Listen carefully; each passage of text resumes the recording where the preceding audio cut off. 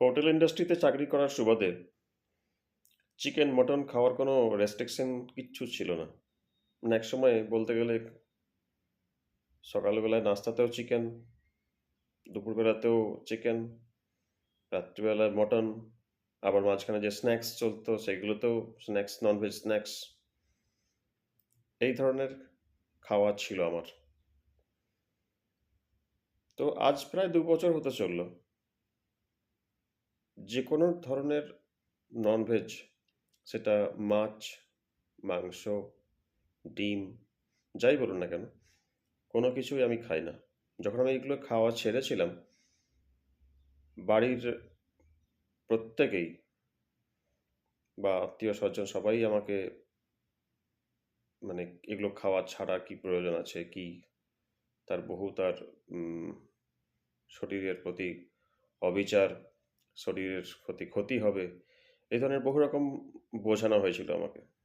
কিন্তু আমি আমার নিজের সিদ্ধান্তে সঠিক ছিলাম, যেটা আজকে প্রায় এই 1.5 বছর 2 বছর পরে বুঝতে পারছি যে চিকেন মটন খাওয়ার পরে যে ফিলিংসটা হয়, আর এই 2 বছর না খেয়ে আমার শরীরের যে মধ্যে একটা যে পরিবর্তনটা মনে বুঝতে পারছি, সেটা যারা ছেড়েছে তারাই বুঝতে পারবে। আজকে আমার এই 2 বছর পরে সবাইকে একটা প্রশ্ন, আপনারা কি মনে হয় যে এই চিকেন মটন না খেলে আপনারা দুর্বল হয়ে পড়বেন?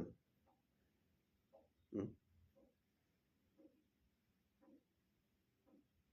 যদি সঠিকভাবে সঠিক পরিমাণে বিভিন্ন রকমের যে ডাল আছে, সমস্ত রকমের ডাল, যেটা এই ছোলা, যেরকম বহু রকমের, আজ কমসে কম তো 10 থেকে 15 রকমের ডাল পাওয়া যায়, সেই ডালগুলোকে, ডাল কলাই যেটা আমরা বাংলাতে বলি, সেই ডাল কলাইগুলো খাওয়ার চেষ্টা খান, আপনার কোনো রকমের প্রোটিনের ঘাটতি শরীরে হবে না। যদি সুস্থ থাকতে চান, ভালো থাকতে চান, আপনার নিজের শরীরকে ভালো রাখতে চান, তাহলে এই ধরনের চিকেন, মটন এগুলো খাওয়া বন্ধ করুন। বন্ধ করেই দেখুন না কি হয়।